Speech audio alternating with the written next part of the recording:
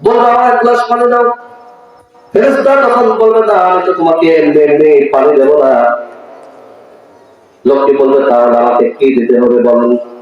ফেরেশতা তখন বলবে তোমার যত ইবাদত আছে, সমস্ত বছরের ইবাদত আছে, সমস্ত ইবাদত আমাকে দিয়ে এক গ্লাস পানি পান করতে হবে। লোকটি তখন বলবে ঠিক আছে, আগে বাসি তারপরে কথা। যখন সমস্ত ইবাদত ফেরেশতাকে দিয়ে যখন এক গ্লাস পানি পান করবে, পানি যখন পান করা যখন শেষ হয়ে যাবে, যখন জান্নাতের গেটের সামনে যখন আসবে, আল্লাহ পাক তখন বলবে ও বান্দা, তোমার যত ইবাদত আছে 70 বছরের ইবাদত তুমি রেখে রেখে তুমি আল্লাহর জান্নাতের মধ্যে দাখিল হয়ে যাও। লোকটি তখন বলবে রব্বুল আলামিন, আমি তো সর্বনাশ করেছি, আমার ভুল হয়েছে আল্লাহ, আমি তো এক গ্লাস পানি পান করেছি সমস্ত ইবাদত দিয়ে ফেরেশতাকে। তখন আল্লাহ তাআলা বলবে ও বান্দা, তুই জন্মের পর থেকে কত গ্লাস পানি পান করেছিস, কত তুমি ভাত খেয়েছো, শাক খেয়েছো, মাছ খেয়েছো, তোমার সমস্ত হিসাবগুলো আমি বাড়তে দিলাম। শুধু জন্মের পর থেকে যত গ্লাস তুমি পানি পান করেছো সমস্ত পানির হিসাবটা আমি নেই। যত গ্লাস তুমি পান করেছো পানি, তুমি প্রত্যেক গ্লাসের সামনে 70 বছরের ইবাদত, 70 বছরের ইবাদত রেখে রেখে রেখে রেখে আল্লাহ রাব্বুল আলামিনের জান্নাতের মধ্যে দাখিল হয়ে যাও।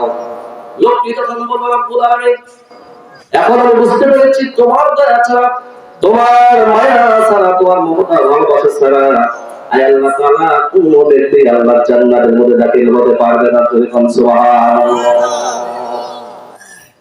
আল্লাহ রাব্বুল আলামিন বলছেন আল্লাহুল্লাযী খালাকাস সামাওয়াতি ওয়াল আরদা ওয়া আনসালা মিনাস সামাই মাআন ফাআখরাজা বিহি মিনাস সামারাতি রিজকান লাকুম।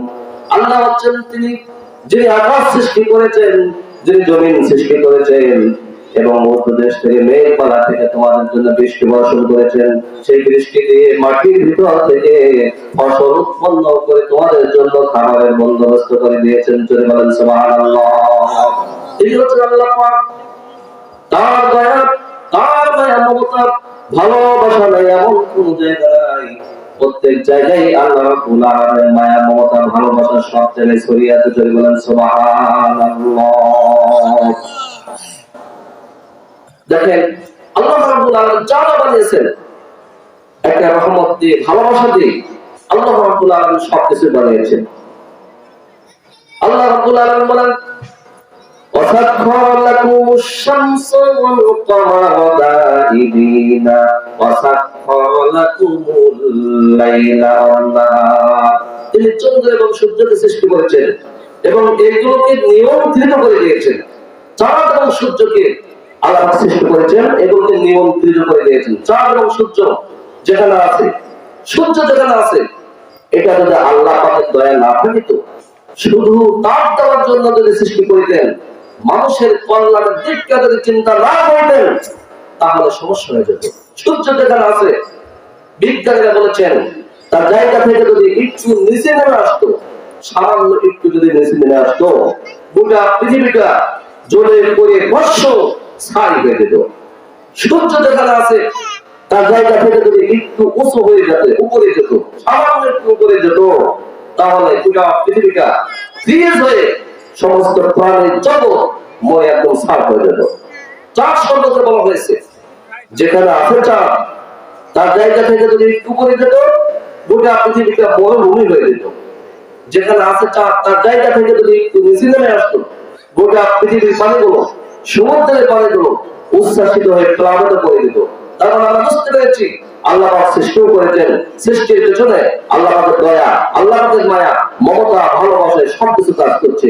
এগুলো হচ্ছে আল্লাহ পাকের নিয়ামত। এগুলো কি বলেন? আল্লাহ পাকের নিয়ামত। এই নিয়ামতকে আমরা কখনো গুণে গুণে শেষ করতে পারবো? শেষ করতে পারবো?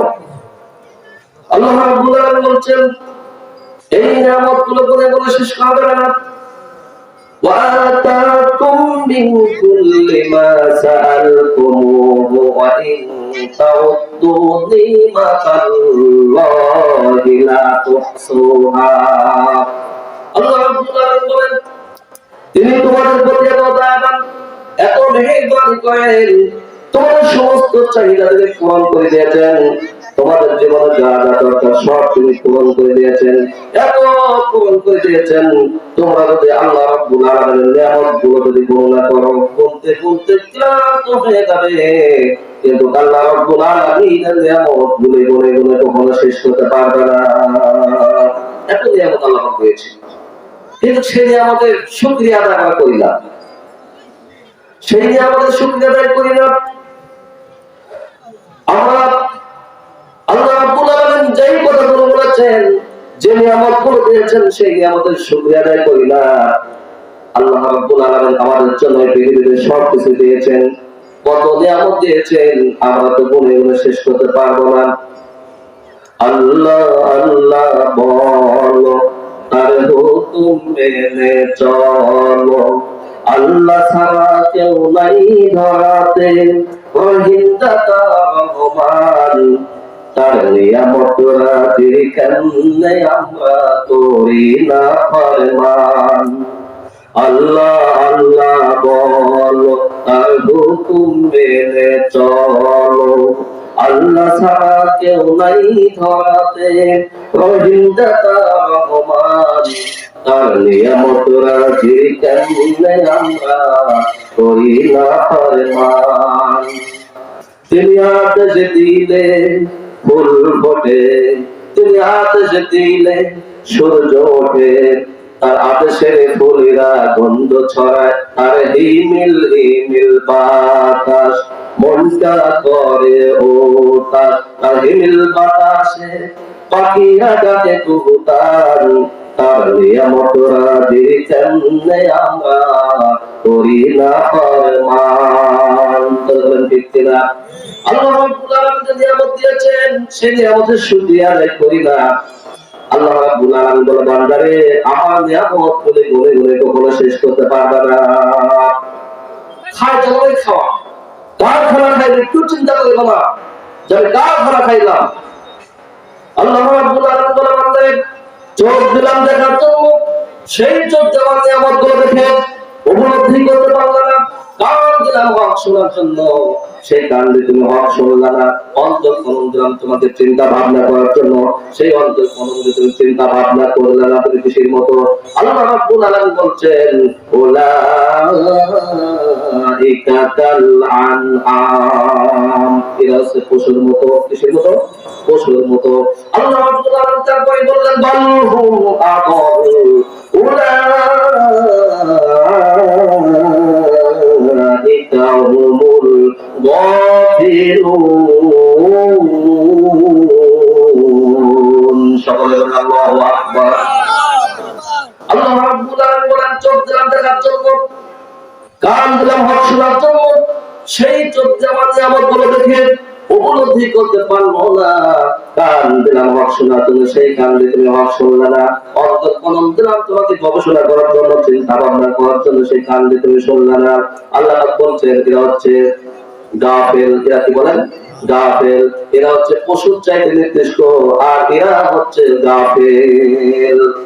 আল্লাহ রাব্বুল আলামিন বলছেন, বান্দারে আমার নিয়ামতের শুকরিয়া আদায় করতে হবে, আর আমার নিয়ামতের শুকরিয়া আদায় যদি না করো, তাহলে তোমাদেরকে আমি আল্লাহ রাব্বুল আলামিন জাহান্নাম দিয়ে দেব। আপনি জাহান্নামে যেতে রাজি আছেন নাকি? জাহান্নামে যাবেন? যদি জাহান্নামে যদি না যান, তাহলে আল্লাহ রাব্বুল আলামিনের নিয়ামতের শুকরিয়া আদায় করতে হবে। একজন ব্যক্তিকে জাহান্নাম থেকে বের করা হবে, একজন লোককে জাহান্নাম থেকে বের করা হবে, জাহান্নাম থেকে বের করে জান্নাত এবং জাহান্নামের মাঝখানে রেখে দেওয়া হবে। যখন জাহান্নামের মাঝখানে, জাহান্নাম এবং জান্নাতের মাঝখানে যখন রেখে দেওয়া হবে, তখন ওই ব্যক্তি অনেক কান কেটে যাবে, খুব কান্নাকাটি করবে, খুব কাঁদতে থাকবে। আল্লাহ পাক একদিন বলবে, বান্দা তুই কাঁদিস কে? কি হয়েছে? বলবে, আল্লাহ আল্লাহ তুমি আমাকে এখানে রেখে লাভটা কি? দয়া করে মায়া করে আল্লাহ জান্নাতের যে গেট আছে তার গেটের সামনে একটু দাঁড় করিয়ে দাও। জোরে বল সুবহানাল্লাহ। আল্লাহ পাক বলবেন যে, হে বান্দা, তোকে যদি জান্নাতের গেটের সামনে যদি দাঁড় করিয়ে দেয়, তুই জান্নাতের যে সমস্ত নিয়ামতগুলো আছে সমস্ত নিয়ামতগুলো দেখে তুমি জান্নাতে যেতে চাইবে। লোকটি তখন বলবে, রব্বুল আলামিন, আমি জান্নাতের মধ্যে প্রবেশ করবো না, জান্নাতের মধ্যে আমি যাইতে চাবো না আল্লাহ, তুমি দয়া করে মায়া করে আল্লাহ জান্নাতের গেটের সামনে একটু দাঁড় করিয়ে দাও আল্লাহ।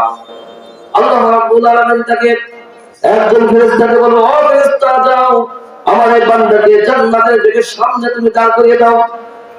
যখন বান্দাকে গেটের সামনে যখন দাঁড় করিয়ে দেওয়া হবে, তখন ওই বান্দা জান্নাতের যে সমস্ত নিয়ামতগুলো আছে সমস্ত নিয়ামতগুলো দেখতে থাকবে।